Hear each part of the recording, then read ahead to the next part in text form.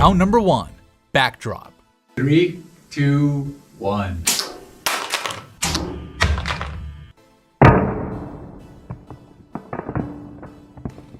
After that backdrop, the iPhone's rear glass shatters, while the Galaxy actually survives, with its glass being fully intact. As far as the damage goes, the Galaxy only suffers a few light scuffs to the metal frame and the camera housing, so pretty much as close to a perfect result as you can possibly get, while on the iPhone, it's pretty bad. Not just the shattering, obviously, but it also suffered this hairline crack on the telephoto camera. It doesn't actually seem to affect the camera's image quality, thankfully, but I feel like if Apple would have designed the camera to sit flush with the housing like Samsung did, the crack wouldn't have happened. But you know, either way, it's a big win for the Galaxy in round number 1.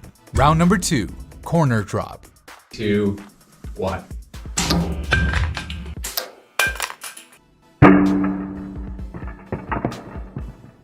Alright, so both phones survived the corner drop without a problem. The iPhone has typically done better in this round than the Galaxy, but this time, thanks to its rounded corners, its lighter weight, and potentially its stronger titanium, the Galaxy does just as good as the iPhone, with both phones only suffering these light scratches to their frames. But one thing we've got to talk about real quick is that spark that the Galaxy's titanium made when it hit the concrete, where it started at the corner and then traveled all the way up to the other side. It looked absolutely awesome, and obviously it didn't negatively affect the phone at all, so it's a tie in round number 2.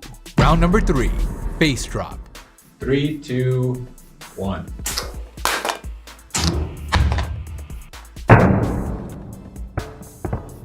Alright, moment of truth, and unfortunately neither phone comes away unscathed. But I have to say, the Galaxy held up a heck of a lot better here. It only suffers some cracks to the top left area of the screen, whereas on the iPhone, the glass kinda shattered all over the place. Obviously, this isn't a result that you want on either phone, but given how many people don't get their cracked phones repaired out there, if I had to use one of these phones, it would be the Galaxy hands down, since the iPhone's glass is at that point where it would actually cut your fingers. So it's another win for the Galaxy in round number 3. Bonus round. Okay, so with both phones remaining fully functional after our 15-point inspection, we move on to the bonus round, where we're testing each phone's impact and shock resistance, dropping the phones up to 10 times straight onto steel. 2, 1. So that first bonus drop does pretty much nothing to the Galaxy, while it caused the iPhone to completely lock up and freeze. We had to restart the phone to get it to boot back up, after which it seemed completely fine. So a little bit strange, but we'll keep on going.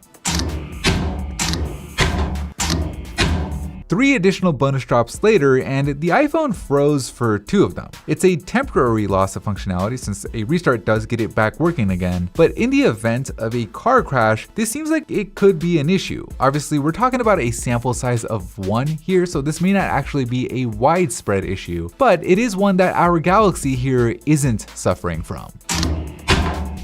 Oh no, so the sheer impact from that drop caused the rear glass on the Galaxy to crack. There's no telling if the same would have been true for the iPhone, since the iPhone's rear glass was cracked to begin with, and this just goes to show you how a phone can crack even if the glass doesn't make direct impact with the surface. But the good news here is the phones are still both working, so we'll keep on going.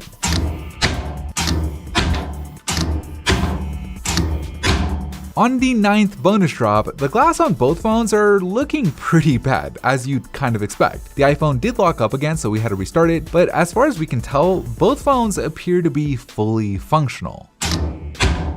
Oh man, so on the 10th and final bonus drop, both phones suffer additional damage. The iPhone gets this white strip that's going across its display, while the Galaxy's selfie camera completely fails. I'm not exactly sure when this happened since we don't go through our full 15-point inspection until after each round, but I do know that it definitely happened between the 5th and the 10th drop, with the results being the camera system only working through a workaround to get to the rear cameras, and since the selfie camera failed, it also means that the face unlock no longer worked. It did get that strip across its screen and lost functionality temporarily. The Galaxy lost permanent functionality in its selfie camera and face unlock while also having its rear glass cracked. But in the end,